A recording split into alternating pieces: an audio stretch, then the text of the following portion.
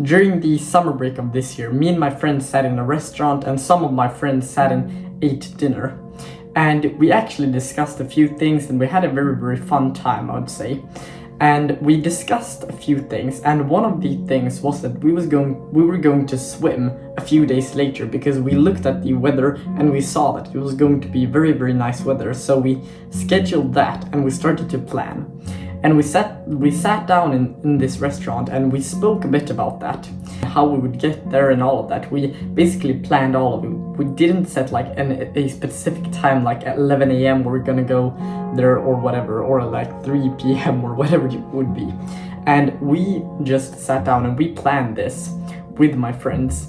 And we continued to hang out when we didn't really speak about this much during the evening, just because we had other things to talk about and we were just doing different things and it wasn't really on somebody's mind at that time. During the night, one of my friends said that he was going to invite his friend, and he said that he wasn't sure if he was going to come with us just because he didn't know why, but he just wasn't really excited about it and he didn't really want it.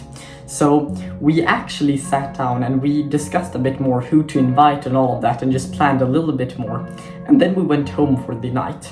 And I remember that the day before we were going to go to swim, I didn't hear anything from anyone and I thought they might as well just be busy or whatever, because with this friendship we haven't really scheduled that many things. If we're going to do something, then we just call each other and say, hey, are you up to something right now, or let's hang out, whatever. That was just our plan for most of the things that we did, so I just thought that was pretty normal. And what was very, very interesting, as I said, and no one really contacted me and it felt a bit strange, but I thought whatever, they're probably going to contact me tomorrow. And tomorrow comes around and I remember that I woke up, I went to the gym and no one had contacted me, and I almost had forgot about the thing that we were actually going to go to swim. But now I remembered after the gym, it was like, I think it was like 2 p.m. and no one had contacted me. So I write to one of my friends and I said like, weren't we supposed to go to swim today or whatever? It wasn't like anything, perhaps their parents didn't let them or whatever, or for another reason, because this can happen, especially when we aren't like adults or anything. When I sent that text message, he left me undelivered, and that was pretty strange because he used to actually reply to me very, very fast, like in like 5 minutes, 10 minutes, half an hour maximum. And I saw like on the Snapchat maps that one of my friends actually was at the place that we're going to go to swim, and I thought they might as well just be there with family, or are they with friends? But I recognize these people as friends and I don't think they would do anything like that to me. And and a few hours later, I had actually created some videos, I probably scripted some videos, I probably read a book and meditated. And when that happened after that, I actually go onto Instagram a few hours later and I check my Instagram stories and I see a story of one of my friends being there with one of the people that we scheduled with.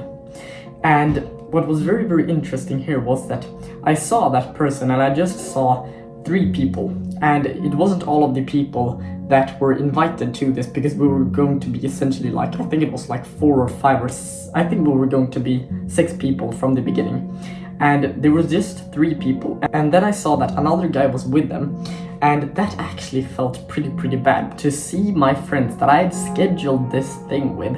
The 6th guy wasn't actually supposed to be with us from the beginning. He just said, I don't really know, as I said, like one of my friends weren't supposed, if he didn't really know if he wanted to go with us, and we didn't really know why. And that was actually pretty weird to see. Like, imagine you'd scheduled something with your friends and then they don't even invite you. And I thought whatever, and I actually texted one of my friends. I had been a very, very close friend with this guy, and we actually split up a few years ago, and I won't go into detail because that's just another story. And I text him, and what I see is that he actually said, oh no, I'm sorry, here we did something wrong, blah blah blah blah. He told me the excuses and the reasons for why they did what they did, and the reasoning wasn't really great, or it didn't really make sense in my eyes. But anyway, I actually met these people because I might as well just get an excuse on the evening, but they said nothing. It was completely quiet about this, and I thought, why not just be normal towards these people? Because if I am great, I know that I'll get that back. And if I'm a great person, I'll get that back. And I know that because karma is real, because you get what you deserve in general. Like your actions will reflect upon you. And what is very, very interesting with this story that I just told you is that instead of actually just freaking out and getting extremely angry, I just tried to control my emotions. The reason that I'm telling this story isn't for me to brag, isn't for you to feel bad for me or whatever reason. Like, I just want you to know, and I've learned a lesson from this, and that's why I'm sharing this simply. And you know what was very, very interesting here was that instead of actually complaining and being angry and sad, because I actually wrote to him, I'm not angry, I'm not sad, I just felt a bit weird and strange in my body, because like you get a weird gut feeling when people do these things towards you. And I spoke a bit to my family, and I was of course not very happy with this, but I actually spoke to them, and I said to them that instead of actually viewing this as something very negative and something that they've done towards me, I'm just going to look at this as an opportunity to see who these people really are and why they're acting, why they are acting. And then we came up with a few conclusions, and you know, that was actually very, very interesting. And then another thing that I actually did was I tried to shift my mindset towards actually something more positive. This can be a learning lesson, because every single time that we experience something we don't really want to experience, for example, it can be a hardship, it can be someone betraying you, it can be something like this story, I don't really know which category to put it in, but just a weird story to tell.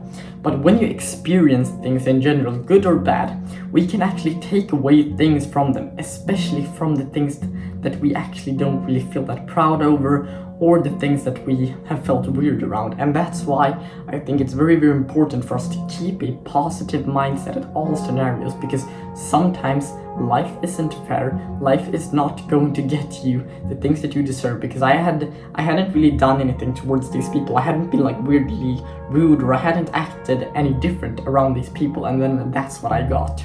Focus on the thing that you can take away from this. It can be a learning lesson, something. Just try to sit and reflect a bit and like, what can I learn from this? And the moral of this story is just simply to get you to know that a positive mindset takes you so much longer than you think. You just need to think positive, because I can turn this into a learning lesson. Now on YouTube, I can actually speak about this in a way which is non-emotional. I don't really feel bad or anything about this, because now this is just a story that I can tell, and I can leverage that.